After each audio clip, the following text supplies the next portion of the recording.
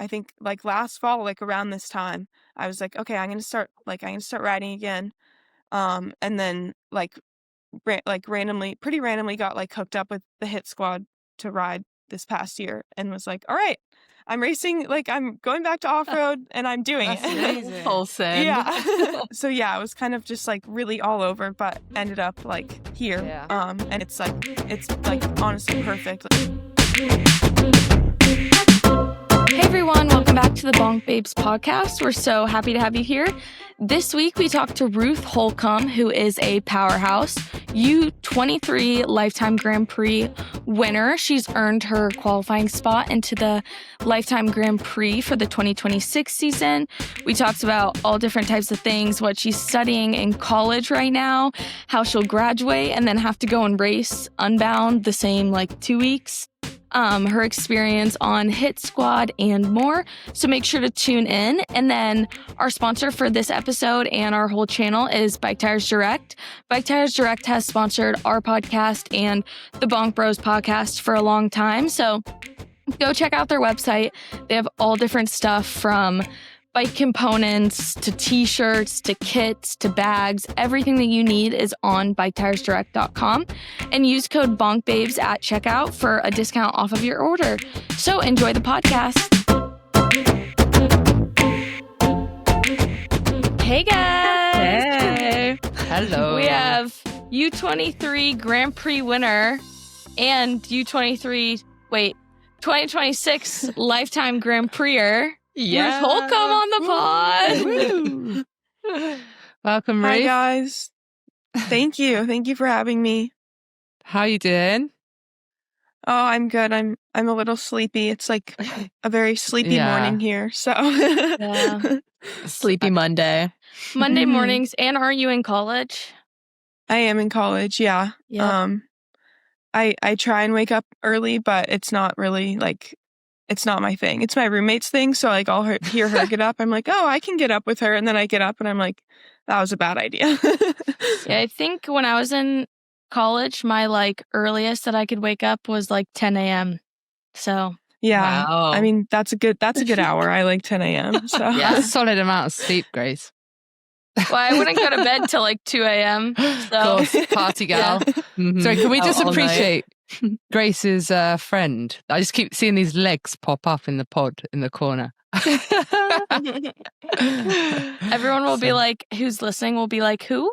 Fuzzy beans. Yeah, It's Buster. It's my Grace's dog. So Yeah. Ruth, what have you been doing since I suppose Big Sugar? Have you had some downtime?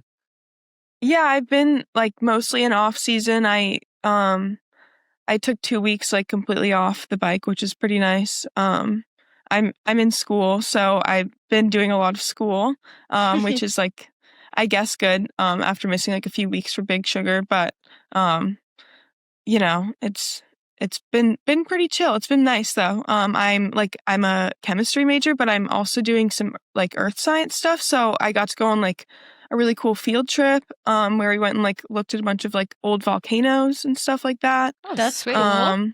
Yeah. And Where was that? let's see. It was kind of like the eastern side of the Sierra Nevada in California. Oh wow. Yeah, I don't like between like kind of like California Nevada border area. Yeah, it was cool. And then I ran a half marathon, much to my coach's dismay. That is so. I'm sorry, but this is so classic cyclists in their off season. Like I stupidly did a long running race yesterday as well, but I feel like yeah, I think I saw that podium. We just get like itchy feet. Like we're good at resting. Well, it's nice to take time off the bike, but I think we're all the same. You just get a bit go insane, not doing anything. So we all turn to running. It's like it seems kind of awful. Yeah. Yeah. Running of all things, like which is just not really a rest at all. But I'm like, I've like always wanted to do one, and so I was like, well, you're gonna say no every other time of the season if I'm like, hey, do you want? Can I go run a half marathon? So I just didn't ask, and I did it. And I haven't heard from her yet if she's upset about it or not. But That's so funny. I love Was that. it a local one or did you? Yeah. Just I'm based in Santa Barbara right now, so yeah, the Santa Barbara half. My like mom and sister came out and did it with me. Sweet. Yeah, it was super fun. God, Santa Barbara is like the place to live. It's so cool. Where is Santa So Barbara? nice.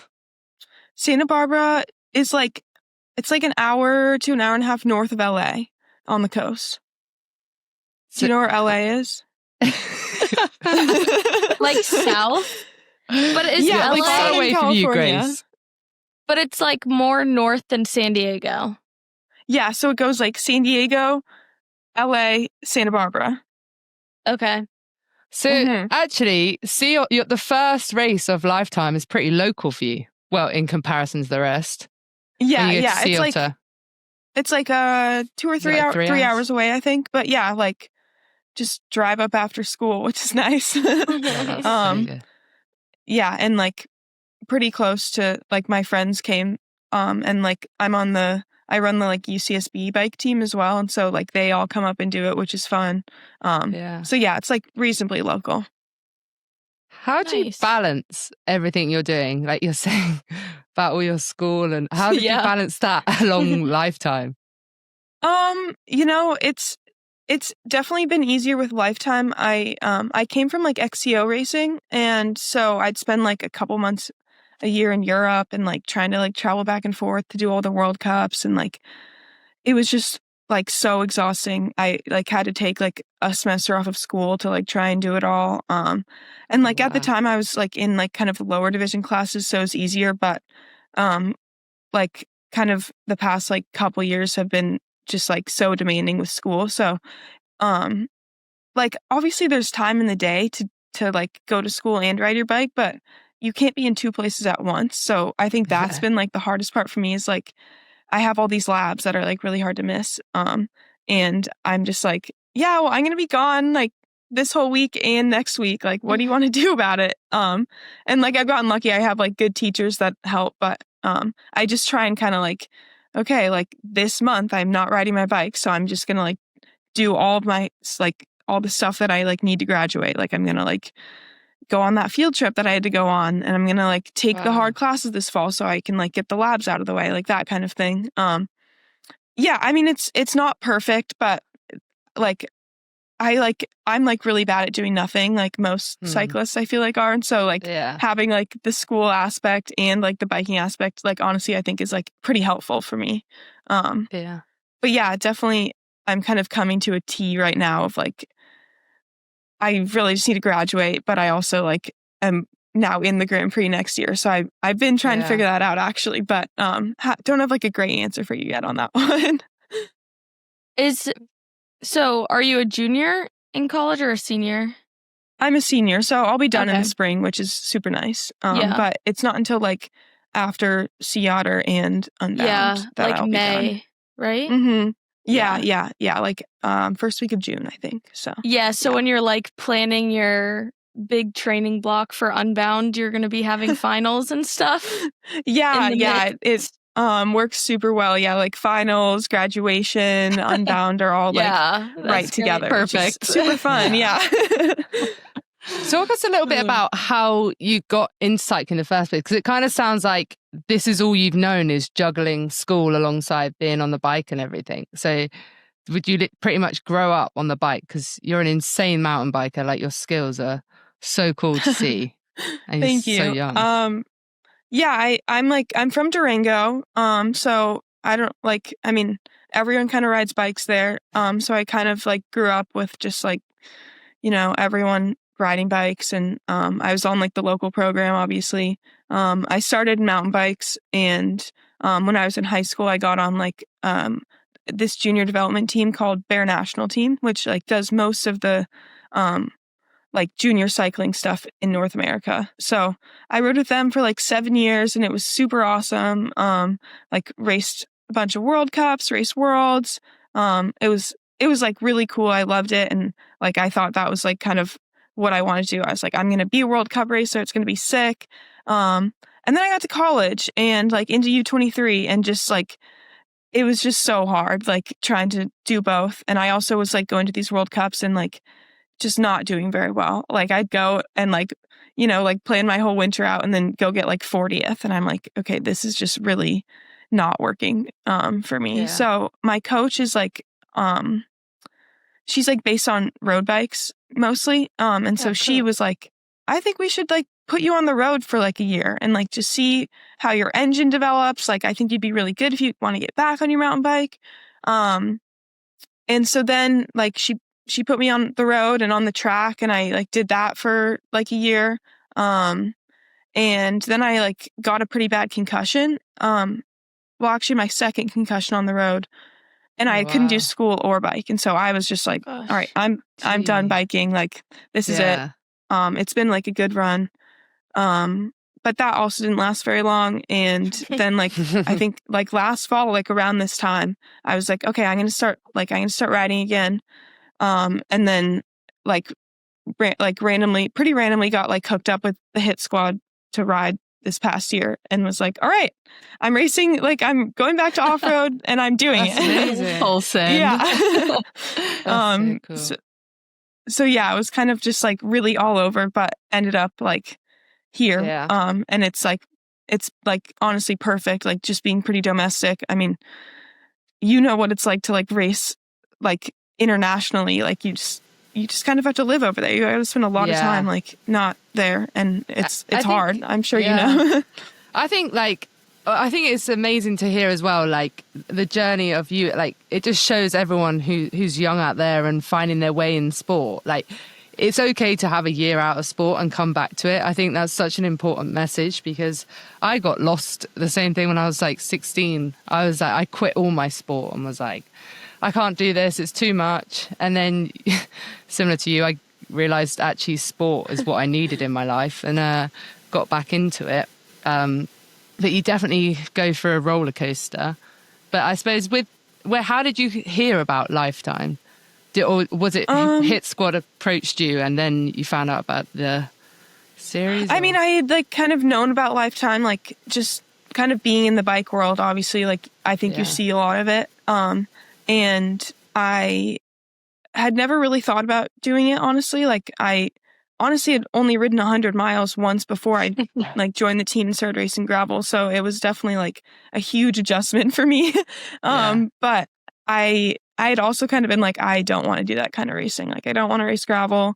I'm like definitely... You're a mountain biker.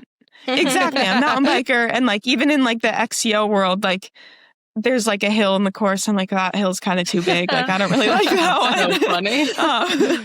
So it definitely like was not like the path that I like had expected. And then like my junior team director, from Baird, Julia, she also was Keegan's like team director on a different team back in the day. And so like she was just like randomly on the phone with Keegan, and then he was like, oh, there's like a hit squad spot. And then like I ended up getting connected, whatever. But through all that, I kind of was like, okay, if I do this, I'm going to have to race Lifetime. And that's, I think, when I like really kind of like started like doing my research and like looking at, you know, like what all of that entailed. But yeah, I kind of known about it, but it was definitely like I think if you were to ask my boyfriend, he would be like, oh yeah, like she said she would never do that. And here she is. So, and you crushed it. And you literally like did absolutely incredible in the U23. I mean, thank you. You won it, obviously, but you also just, I feel like, really rode your heart out, and you had some incredible results in the elite field too. It's super cool to see, especially for your first year. And like, it's great when you don't, like Danni said, it's hard to balance everything and then take a year off, but it's also really hard to kind of like switch disciplines and be like, maybe that wasn't for me, and like, let's try something else. It's really scary to kind of go into the unknown and not know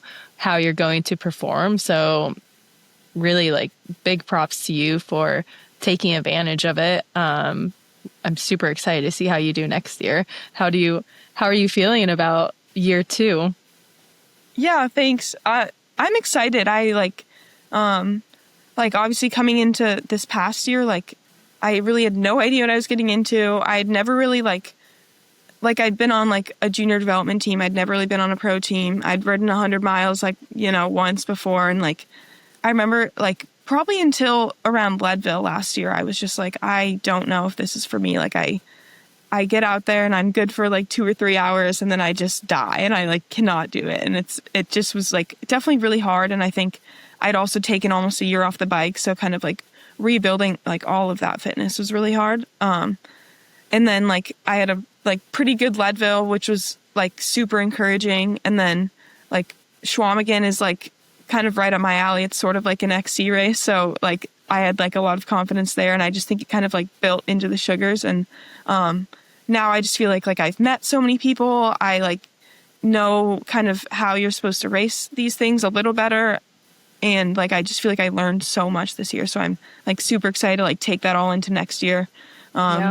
Obviously like I won't be U23 anymore, and it was really nice to be in the U23 just because like, you know, I could have like a pretty bad day in the like elite and still stand on the U23 podium and like have like a reward at the end, you know? So like that was like super nice. But I'm pretty excited to like be in the elites and like, I guess see what I can do. It's a good confidence builder. So much. And for like sure. Especially going from the shorter stuff, like nutrition's such a big part of it, and like adapting your training, and like those are things that like your skill and talent is gonna take you so far. Like you already have such a good groundwork laid. So now it's like you said last year, just taking those learnings and applying them to next year. Just like a really good, solid ground to stand on going into the elite field.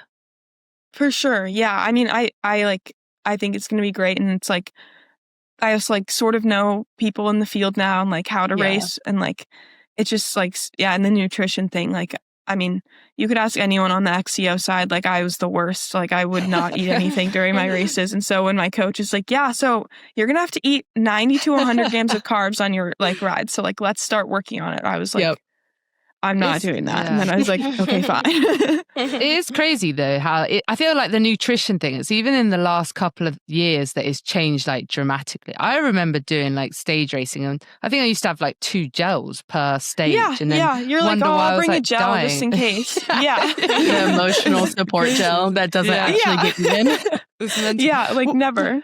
Were all the races in the under 23 the same distance, or was it just Unbound that was you did the 100 instead of 200? So they were all the same except for Unbound, which we did 100. Thank God I did 100 and was like, all right, well that was like reasonably enjoyable. I don't need to be out there for another like 5-6 hours though. So I'm glad I did that for sure. But they were all the same, and it was cool to like, aside from Unbound, start like with the elites, so you kind of had like a taste of like racing with the elites a lot of the time. Unbound was fun too though, because like I like finished second like overall in like the 100, which was like that's you know like so pretty cool to like stand on the overall podium there. But is that with Tiff Cromwell?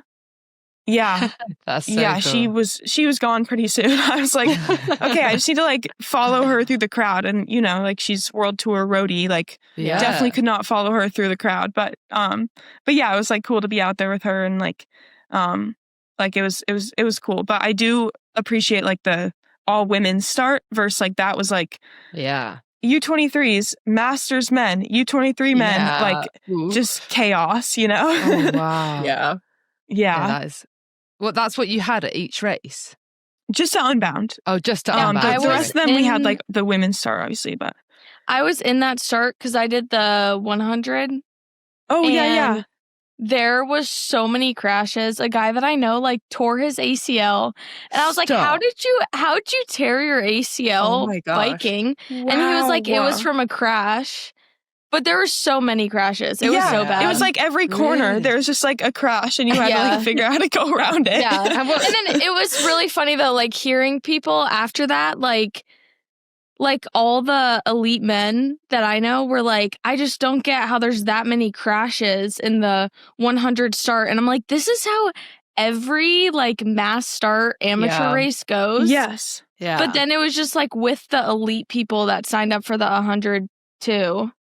Because like the amateurs started, so it was like confusing, but yeah, it was crazy. And I just think the amateurs, like a lot of the Masters men, were like super excited that there was like some pro men up front and like kept trying to get up there, and it was just and they think that they can get up there. Like it's Yeah, harder to exactly. get up there than you think. Yes. But they're probably Yeah. starting like, oh, all I have to do is get up there. Yeah, they're like, oh, right up there. And you're like, yeah, right up there is really hard to get to. You don't know. And what's crazy is like Unbound's the most simple course in the world. So Yeah. if there's that many crashes on that Yeah. course, imagine anything more. I honestly yeah. think like the fact that it's simple makes it worse, maybe, because Totally. like the speed. once you and- got to like Divide Road, it was all right. But I just think it was like people are like, oh, I don't need bike handling skills. Like just Totally. no brain cells being used Yeah. and just like There's Yeah. nothing into to the corner, break it no up. brakes. Like, yeah, into everyone. With You know? like 500 people. Yeah. It is like really funny hearing people say that, because this is what I always say, is that this is how every single amateur race goes. Where like at Big Sugar, I started in the amateur like 100, but it was supposed to be the 50, and like bodies were just flying on that first descent. And it's like, that's how it always is. And I'm like, aren't you guys like lawyers and doctors and you guys have to go back Yeah. to work? They're like, no, I can have a sick note for tomorrow. That's wild. Which race would you say was your favorite this year out of the series? I really loved Little Sugar. I bet.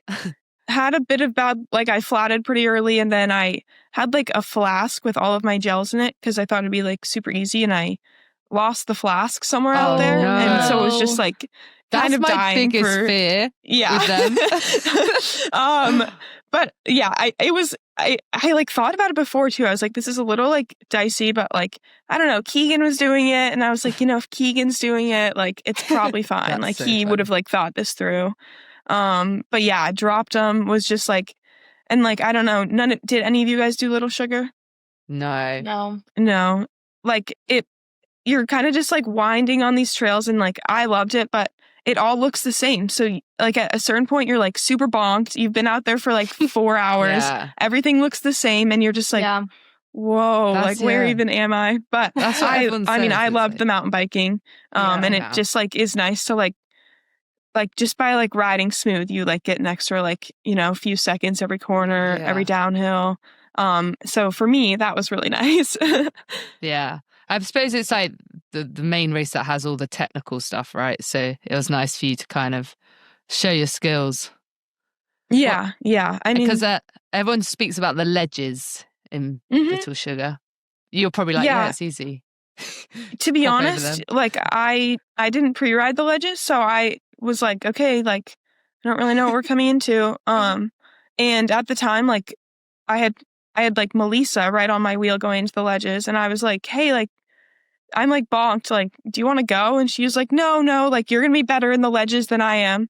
So then I was like stressed because I'm like, oh God, I have like Melissa behind me. She's only gonna be good in the ledges. I haven't pre-ridden the ledges. I don't really know like what we're getting into. And like I just like I ended up being like just fine, and it was like fine. But I can see like if you don't ride mountain bikes a lot, and like Yeah. I feel like the number one thing you're taught when you mountain bike is like look where you want to go.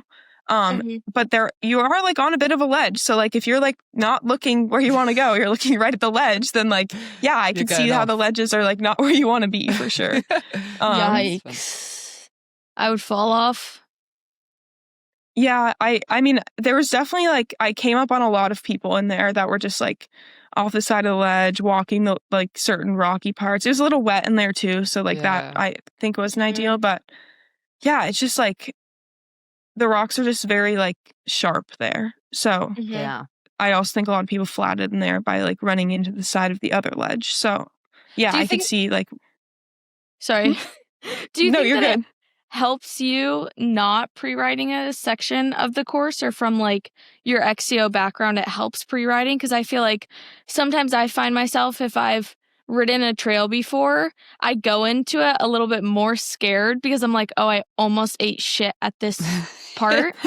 So do you Yeah, prefer to pre-ride or no?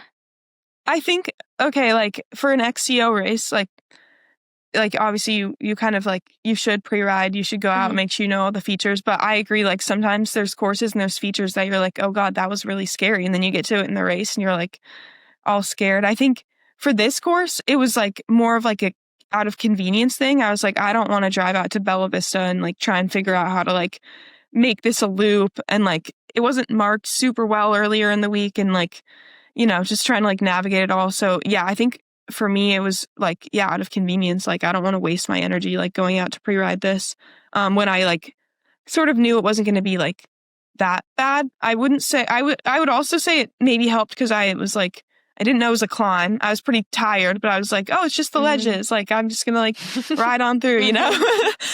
So yeah, I think like for some of the longer stuff, like I've never done a race where you don't like pre-ride before. So it has been interesting this year, like coming to some of these and like not doing a full pre-ride.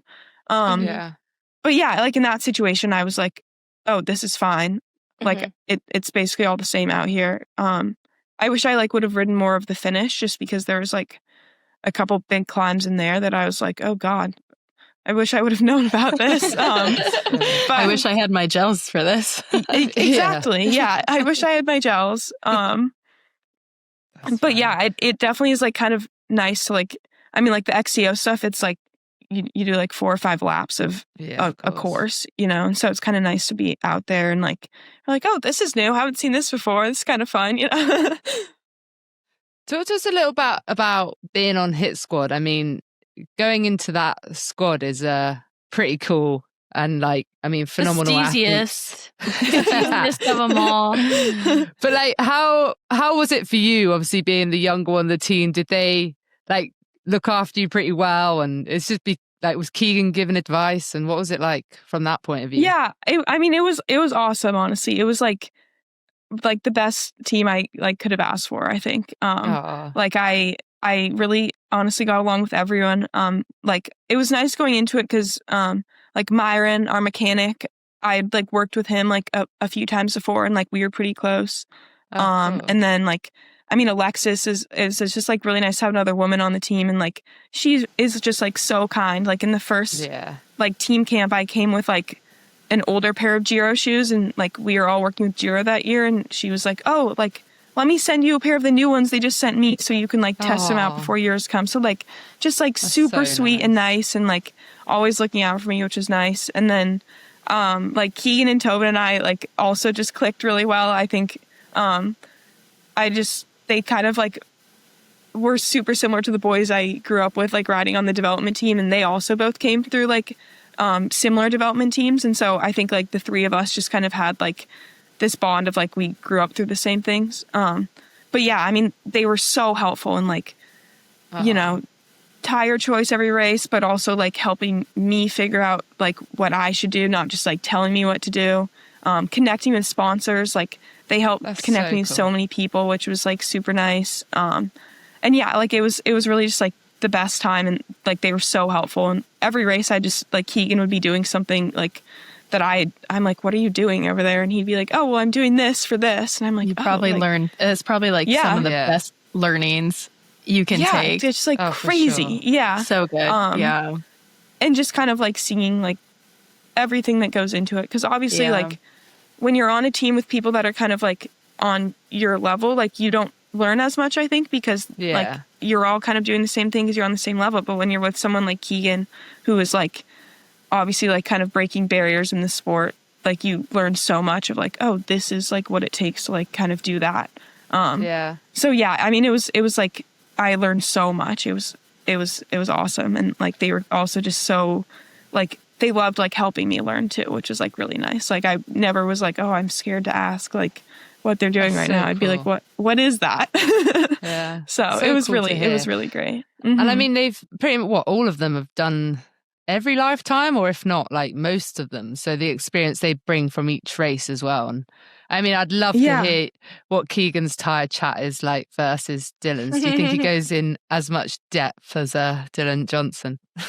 I think I mean, to be honest, I've never watched like a Dylan Johnson tire chat, so I don't really know. I think like it just is crazy. Like they have like tire compounds that they've been like testing with, because they've worked with Maxxis for so long that like they're like, oh, this is the Unbound tire casing, this is the Leadville tire casing, this is the whatever, and this we're using for this. Like at Sea Otter, the like first race of the year, they're like, oh, these tires we're saving for Big Sugar, and you're like, oh wow, that's like 8 months from now, you know. So just like the crazy, like I I never plan anything that much. No. So it was just like watching this like whole crazy master plan of like all that workout. But I mean, from what I've heard about the Dylan Johnson tire chats, like I think they could like we should like sit them down and be like, all right, talk about tires. Whoever We'll have stops both first, of them like, on the loses. bonk Babes. Yeah, Imagine that. And you guys don't say anything and just like make them talk Let about them tires. compete. Yeah. Go. That's great. Yeah. That's so good. So for next year, which I suppose, how is it? You might not be able to say much, but is it looking the same for you, or are you allowed to give us anything? Yeah, I think like Santa Cruz is definitely like switching up their programs a bit next year. So like it'll be interesting to see. I'm chatting around, kind of seeing what I'm gonna do. Like there's a chance that things look pretty similar for me. And there's a chance that it looks different. I can't say a lot. Yeah, that's fine. But I think like She pleads the fifth. should be. Yeah, I plead the fifth. Yeah. But yeah, I like it's crazy. Like now my second year, like last year it was just like, okay, hit squad. And like this year it's more kind of like figuring out like individual sponsors and like what I want to do and like who I want to do it with, which is cool for sure. But it is definitely like different, different year next year. So yeah.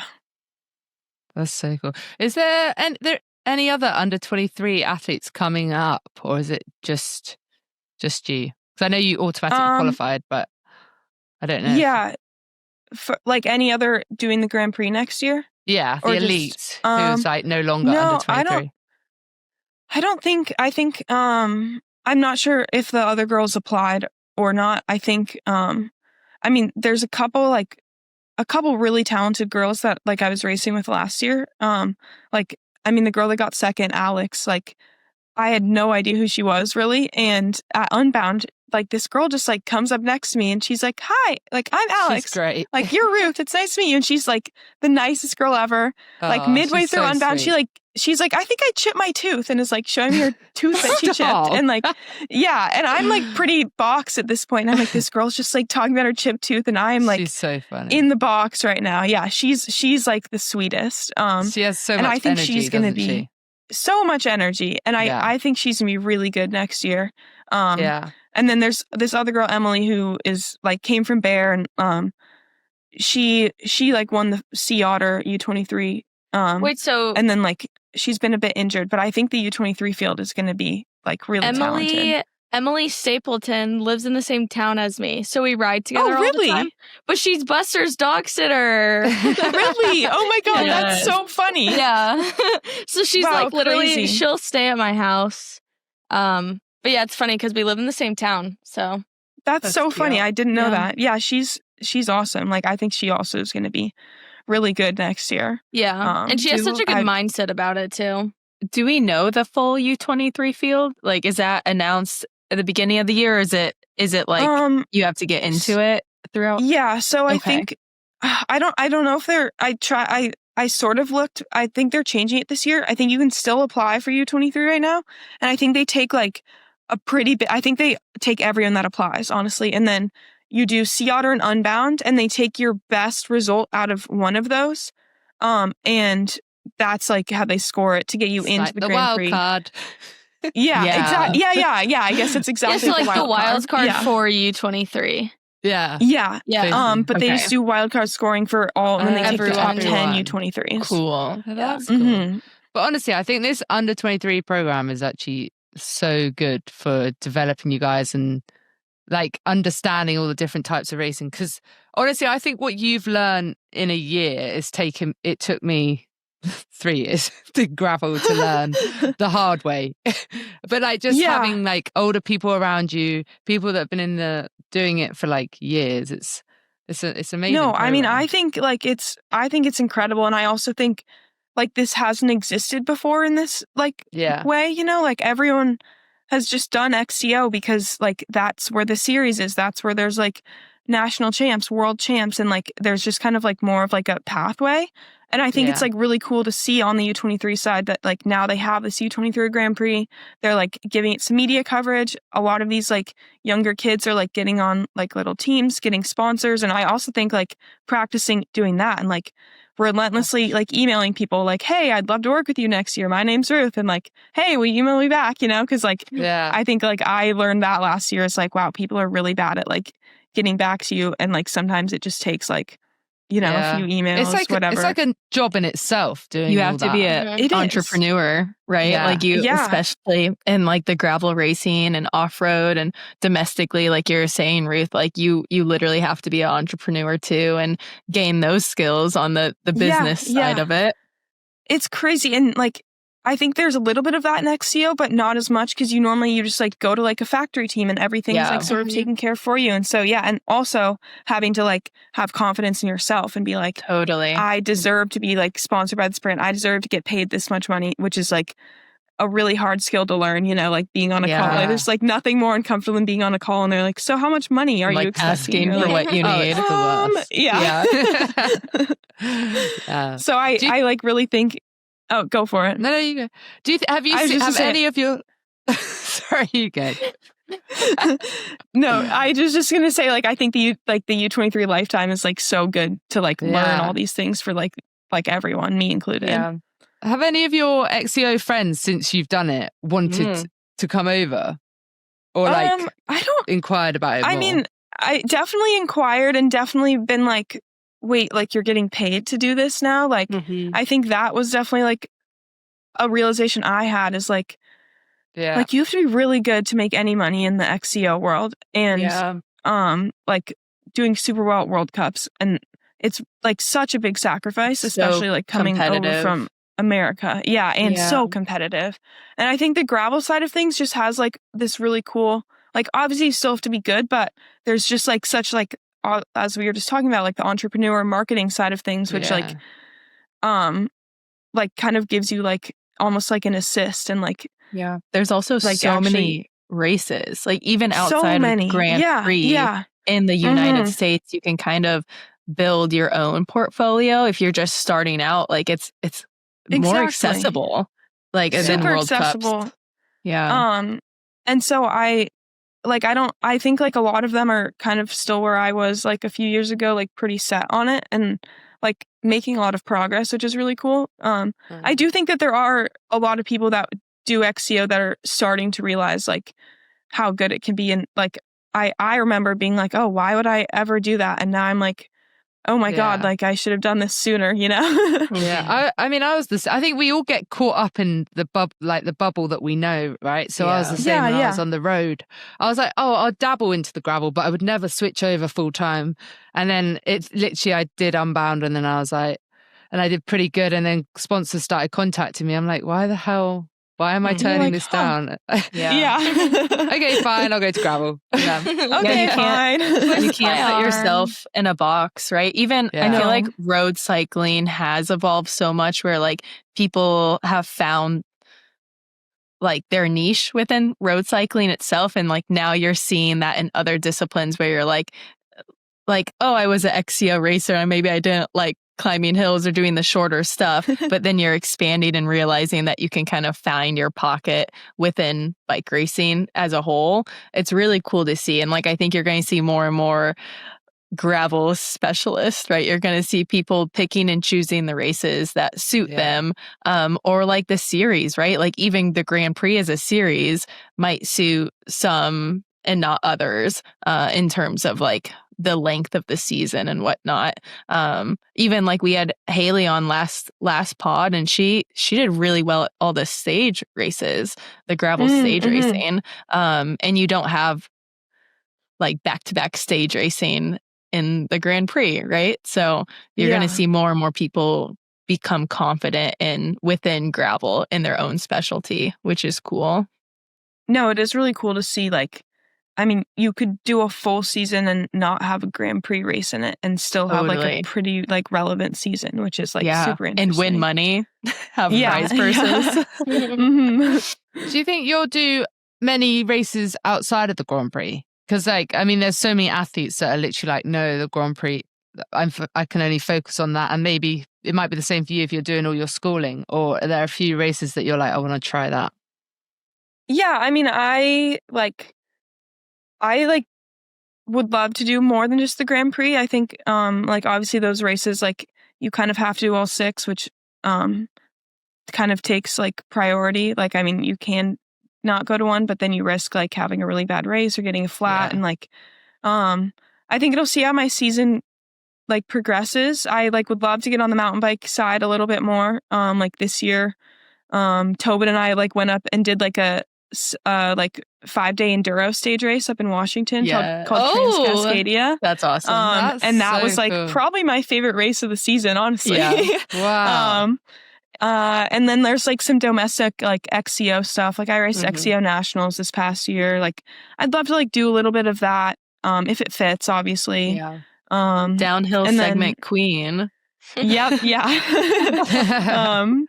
I was like going into Little Sugar post Trans-Cascadia, like 5 days of like, you just like push your bike up a hill, then like ride down it fast. And it's like pretty rugged, but it's not so like great cool. training.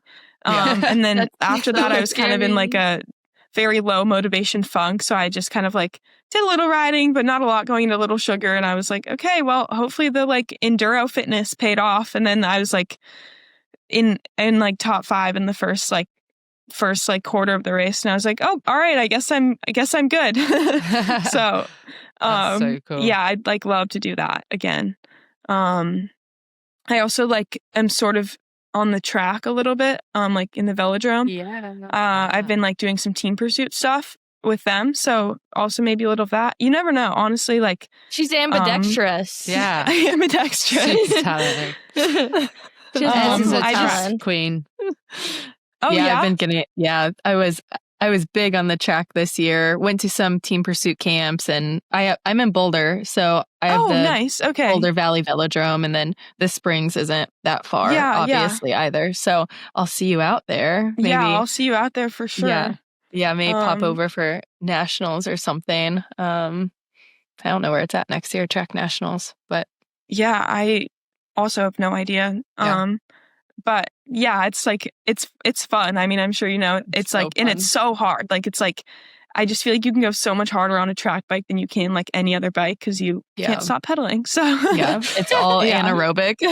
yeah, and you're just like, oh my Flat god, anaerobic. Did you guys see that new aluminum track? Oh my Yeah, in god! Tucson. In Work. Tucson. How does that work? I'm confused. I think we're just gonna have to go see it. Yeah, well, we just okay. have So to go aluminum ride it. has like a really high specific heat capacity, so it like doesn't change temperature very much. Like it won't absorb the heat. Yeah. I Wait, feel where like is this? I'm- major. Yeah, I know. She's so intelligent. I could just tell. Well, I mean, I also have had to say that line to like probably 10 people that are like, I can't believe it's aluminum. I'm like, well, Yeah. guys, like, it's okay. Yeah, it's Um, funny. You go on their Facebook and everyone's like, "It's gonna be too hot." I think Yeah. I'm curious how loud it is, or like just like what it feels like, what the speed is like. Yeah. And like the find reflection, out. I think it'll be really Yeah. bright. I think that honestly is more of a True. concern than the heat. And like, I mean, obviously you don't want to crash on any track, but Yeah, metal It's track- gonna be like a cheese No. grater. Oh no! Where is this Like- one? In Arizona. Arizona. Arizona. yeah, like Southern Arizona. Maybe Keegan and Sophia will ride on it first since they're there. True. We should Oh, ask yeah. them. I told them, I said, you guys should go get down on it, see run. what it's like. Yeah, I bet crashing on it. Well, yeah, like what Esma said, crashing on it's gonna be like when Oh. you're like when the skin gets stuck like going on a slide if you're like wearing Oh no! shorts and it's like Or maybe you'll fall off and just not move. Yeah. Oh, just like full stop. Oh my gosh. some whiplash. No, I'm Oh sure my it's great. God.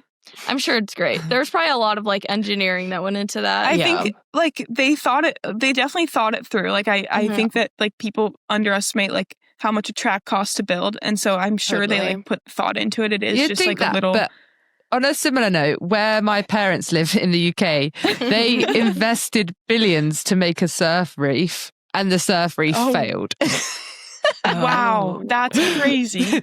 But maybe that's just the Brits not thinking properly. What is a surf Well, I mean- reef mean? Like it's Like just a they fake. put pipes at the that. bottom of the sand bed, and then it basically creates In the ocean? Yeah, in the ocean to basically help create the wave. Why would And they so it fuck up didn't- the ocean? It's not a Ruth explanation, okay? You're gonna have to just Google it. Well, why would the Brits fuck up the ocean? I know. Because basically, when the tide went out, a seagull was like sitting on this reef that you weren't supposed to be able to see. It was supposed to, I don't know. It all went very wrong. But hopefully this track works out better. Hopefully the track goes better than the surf reef. We'll see though. I don't know. Do you surf in Santa Barbara? I do. I actually I live with the like social chair of the surf team and like a couple other Wow. surf team people. So That's very cool. I have like some good teachers, which is nice. I should go out more. We have actually like an atmospheric river coming through Santa Barbara right now, so it's like just been raining for the past like few days.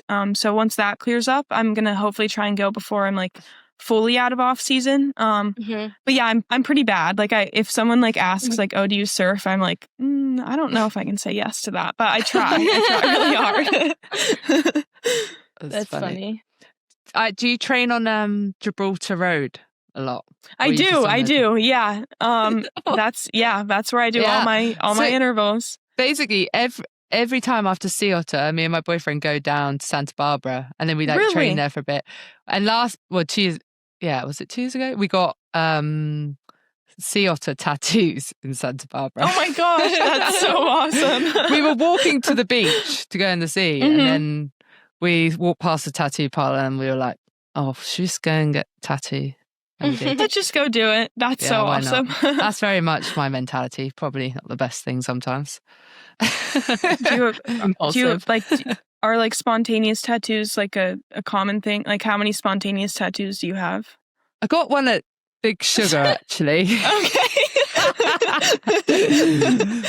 We're gonna calm it down now, though. It does need to stop. And then okay, I got one whilst I was in New York. At Big Sugar, she got a Big Sugar cube.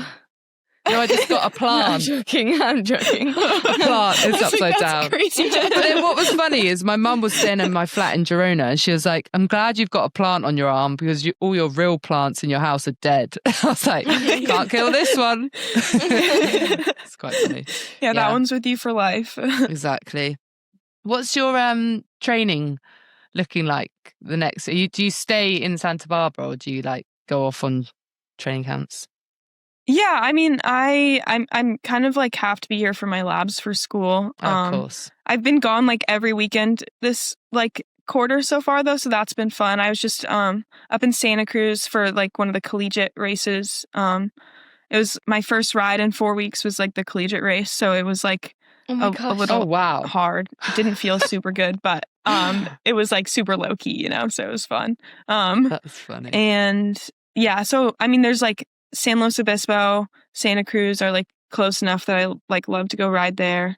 But yeah, I mean, riding's pretty good in Santa Barbara and it's sunny in the winter. Yeah. So that's kind of why I like chose to go to school here, honestly. Is like I was like, oh, it'll be nice and I can train in the winter. But yeah, now it's raining and today's supposed to be like my first day riding again. So we'll see about that. But does Santa Barbara have a varsity or a club? Yeah, it's a club program. Okay. I'm the president of it, so it's my club Prez. program. I mean, you basically just do all the jobs that like no one else wants to do. You're like, okay, guys, you gotta like go get your concussion tests. Like, I'm gonna go to the grocery store. They're like, Ruth's got loads of time. Give it to her. Exactly. Yeah. Yeah. That is so funny though, because I was the vice president, I think, of our cycling club. I went to Indiana University and I like didn't do anything. So we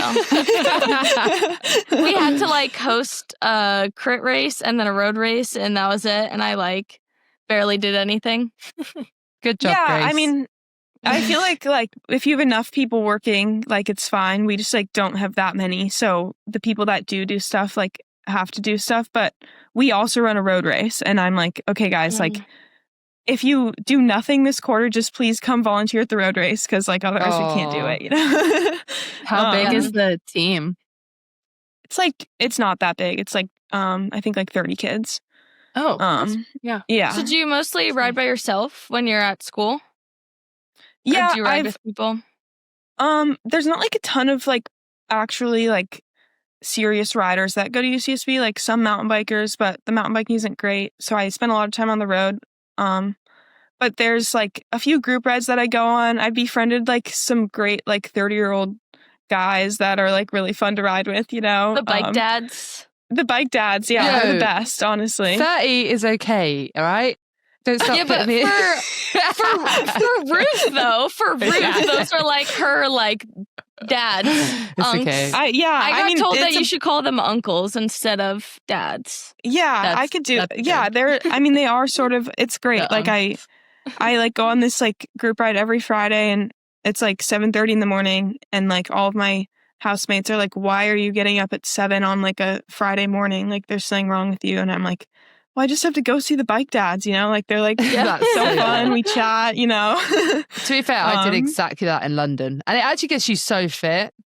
It does, and they're like nice, and they like just want to talk to you, you know? Yes, they're fast, chatty, they're good, and they ride fast, and they have a good draft. Yeah. So yes, exactly. So to all the men we might get angry with that we end up racing, we still appreciate training with you. It's just when We you love get in the way training of with racing double standard. sometimes. No, Yeah. I've said it before. I'm fine with them because I draft them during my amateur races, so I don't care. And to be fair, it's not their fault. Like it's still the organisers set them off with us when they like. Yeah, when it is not their fault. They're also just out there. Yeah. But yeah, no, I mean it's really nice, and like they're just also not really in your social circle, you know, so you can just kind of like tell them whatever, and they're like, all yeah, the okay. drama. You can talk all the stack. Yeah. Do you spend your summers in Durango or in Santa Barbara? Yeah, I mean I've kind of switched off a little bit. I've had to do a couple of summer classes like because of missing school, but I try and spend it in Durango. It's just like there's really not a better place than like Colorado in the summer. And then like with Leadville being at altitude and everything, you really have to like get out there. And there's just really not great mountain biking here, and I love my mountain bike, so I do have to go home for that also. Yeah. Because I mean, being born at altitude, did you still find the Leadville altitude like a being struggle, born at altitude? No, there's got it in her blood. Yeah, no, honestly, it's in my blood. Apparently, there was my friend in Boulder told me that people that are born at altitude apparently are always at a bit of advantage. Even if they leave altitude and go back to it, they cope with it better. Wow. I do think that's true. Totally wrong. I also I was at school for like 8 months, or actually I like honestly didn't really go home for a while. I kind of was at school for like 2 years and would come home for a little bit, but not really, like spent most of my time at sea level. And then like this past summer went back, and it took me like a good month at Durango, which is like 6,500 feet, and Leadville's like 10,000 feet. Like I was struggling. And then by the time I got like adjusted to Durango, like going up to Leadville wasn't that bad. But I do think like it was hard, and I like feel really bad for people that like don't live at altitude that have to go do Leadville, because I'm like, what do you like? I don't even know. Like I was actually talking to Emily about that. I was like, yeah, I mean, you can come stay at my house, but like you have to like put in the time at altitude, which is tough. Yeah. How long do you think you need to be realistically for Leadville? I would say like 3 to 4 weeks, honestly.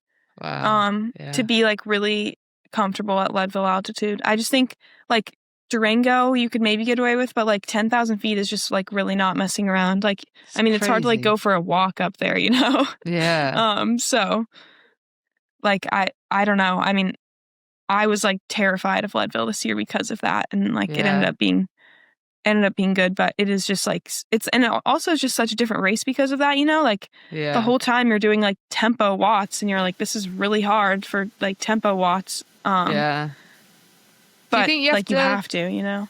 Yeah, because a lot of people have said that sometimes you just with that race. I mean, I've never done it, but you have to kind of go off in your own zone and not get carried away. Because the thing with altitude, once you go into the red, it's so hard to recover. But then it's also hard to letting people go and just trusting that if you stay at your pace I mean, that you could get back to? That was like my coach, like the night before was like, I swear to God, if I like look at the trackers and you were like with a group that you're not supposed to be with on the first climb, like I'm going to be so mad at you. And I was like, okay. And I was like, I think I was like almost last up the first, like up St. Kevin's. Like, I think I was like, there's maybe like 3 or 4 people behind me at that point. And I was like, oh God, like this isn't good. And I just like slowly started picking people off, and then like got to the top, like about to go down power line, and like then you're on the flats for a long time. And so then I just like took off down power line because I was like, I need to catch a group. And ended up catching a group and it was fine. But then like the group, people just started slowly dropping. And I was like, well, thank God I didn't like blow myself up St. Kevin's because, but That's it's so such cool. like a, like faith in your own like fitness and like For that sure. you like did the right thing. But Like racing mindset wise, do you tend to find yourself like when you went up St. Kevin's and you're like, oh gosh, there's only 4 people behind me? Were you like, ugh, this is a wash, like I just want to be done? Or were you like, oh, I'm gonna attack it at full force and like pass all these people? I mean, I think like if it was any other race, I would have been like, this is a wash. Like I really messed this up. But when I was like, I'm also originally from Boulder. And so we used to go to Leadville every weekend, and like, it was like such a special place. So like doing the race was like special. So I was like, at the very least, like this is like a really special race for me to like finish. So I was just kind of like, okay, like I'm doing it. But I was also like, I can't believe I'm out here right now. It's like cold and like air quality is bad. And I'm going to be out here for like almost 9 hours. Like I just was like, oh my God. But I just tried to be like, okay, I'm going over this hill and I'm going over this hill. So I think for me, I was like, I know I'm going to do this. I'm going to finish this race. But I definitely was mostly like just trying to not focus on the results, I guess. And end up like working out pretty well. But like when you're like less than an hour in and you're like almost in last, you're like, oh God, I really messed this up, That's amazing. I mean, congratulations to you on this year, because that was so cool to see. I think we're all very excited to see you kick some butt in the elites. Yeah, I'm excited to see you out there too. I feel like I briefly saw you at Big Sugar in the ditch at mile 17. I think we both had a bit of trouble there. Terrible time. But yeah, I mean, hopefully we'll have better times out there next year. No, it's just like this pool, like really chunky section, and that's where I messed up my wheel. Yeah, it was like a riverbed. And I think neither of us had a great line through there. I also ended up with flat tire at the top of that hill. So I remember that because I was going down that section and I came out of it, and then all of a sudden someone behind me just like screamed, and I was like, oh great, someone just freaking ate shit. I like always feel bad. I'm like, are you okay? That whole last minute change and everything was a bit wild. But crazy. The guys were talking about it on their podcast, and they were like, it is nice that they were like, here's option A, B, and C. And this is what, like the night before, they were like, they're going to race the 100 miles, and it may or may not storm, or it'll be shortened to 50 miles, or it just won't happen at all. So they were like, be prepared for all 3. So I was like, well, that's nice that they were like, here are our 3 options. Yeah. And it's the night before. I will say, though, that like, we didn't know anything more the morning of weather-wise than we did the night before. And so it was just like really frustrating to be like literally leaving the house with like 2 feed plans in place and like not knowing which one you're going to use. And also I found out literally as I was warming up. I don't know if it's probably it was the same for you, Ruth. I was like, it was my friend literally like yelled at me like that my boyfriend had told him that it's shortened, and I was like, oh. So then I just started taking gels out of my pocket and stuff. I was like, I don't need all this. Do they just email you the updates? They just emailed us like, I think, what time was it? Our race start was like 7:30, and they said they were going to tell us by 6:30, 6:45, and it wasn't until like 7 that we like so they knew. They said 6:45, because I heard Keegan say that in the cool down episode, and They said 6:45 on Instagram and like their socials, but then in the email that everyone got, they said 7 a.m. So I was like, I think they switched it to 7 a.m., but they already like posted the one saying 6:45 a.m. Oh, gotcha. So everyone gotcha. saw that one and was like, 6:45, why isn't it coming out? And then like after the fact. Because I That saw makes the email sense. and I was like, oh, they probably are like, oh gosh, we don't know what to do. Yeah, I just like can't imagine what more info they had though. That was like I just feel like the weather forecast didn't change overnight and like normally Yeah. doesn't when it's like that sure that it's and it ended up like not really I feel like needing to be changed. No. I think Maybe, it's like, but- I think it is frustrating for us pros because I think for us, we would have been fine. But obviously, I think they have to be wary of Mhm. everyone. I and think 100% for the elites, it should have been yeah, you guys that's what I doing the mean. 100 miles. that's and what I I mean. think Yeah. But you I think guys they have would've to been make fine. the call on everyone. I don't know why they couldn't do that, but who knows? Do you want to know something funny before we go? Please, I'd love to. So, Ruth, have you seen our boobs are aero thing? That I Mhm. made a comment, boobs are aero, because it's actually a real thing, boobs are aero. Mhm. But I purchased this little candle holder. That's a good Anyone who candle doesn't holder, watch the I video, love it. it's a candle holder with boobs on the front, and it's great. But I was going through the airport and my bag beeped, and then this was all wrapped up, and the guy was like, "Can you unwrap whatever's in here?" And I Oh was my like, "Oh, lol, gosh. yeah." And he didn't look, and he just put the swab on and started rubbing the nipple off this candle holder. And then I just burst out laughing, and he realized what he did, and he was like, didn't mean to do that. Oh, that's so Oh my funny. God, that's so funny. I was in fits. I was You're like, yeah. can And you they do that probably, again like- for the camera? This is So this was funny. during the shutdown too, so they probably like weren't getting paid, and they're Yeah. like just swabbing your boobs, and you're laughing at them. They're swabbing the boobs, and you're laughing. Well, I guess Danny flew out of, because I was thinking that too, Ruth, but Mhm. Oh, that Danny would have flew been out when I of was. Canada. That would have been when I flew Oh, out of okay. Canada. So they were Yeah. getting paid at least. Mhm. Okay. Like So you I, weren't laughing at That's an so true. unpaid employee. because I'm I not had so mean. I had 3 canceled flights out of Chicago to get back to Pennsylvania. No way. And then, I was stuck in Chicago for 36 hours. I'm sorry, but I avoid Chicago like the plague now. Oh, yeah. But like when Can't you stand were that place. posting about traveling, I was like, oh gosh, hopefully she makes it home okay. And then I was like, oh wait, she's flying out of Canada. Yeah. She'll be fine. Yeah. Good Yeah. choice. But you guys are all up and running again, aren't you? Yep. We're Yep. back. We are so back. You are so back. Unreal. Sweet. Thanks for coming on the pod, Ruth. It was great to have you on. And we wish Yeah, you it all the was- luck next year. Thank you. Yeah, I'm sure I'll be seeing you guys out For there. sure. Maybe I'll we be can do a seeing Esma live on the pod. track. At Yes. Sea Otter. Down. I'll be there. Perfect. Yeah, maybe live pod getting another sea otter tattoo. Don't tempt me. Just a Add thought. to the collection. Can A see it different sea happening. otter. Yeah. That's funny. Cool. Okay. Thanks.